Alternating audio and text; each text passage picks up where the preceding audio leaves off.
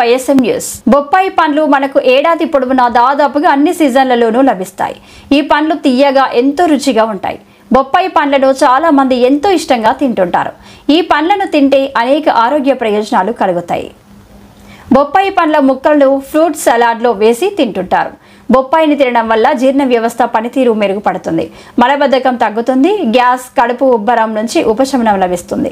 బొప్పాయి పండ్లలో vitamin C అధికంగా ఉంటుంది. ఇది చర్మాన్ని ఆరోగ్యంగా ఉంచుతుంది, రోగనిరోధక శక్తిని పెంచుతుంది. బొప్పాయి పండును తినడం వల్ల అనేక లాభాలు కలిగిన మాట వాస్తవమే. అయినప్పటికీ దీన్ని కొందరు మాత్రం తినకూడదు.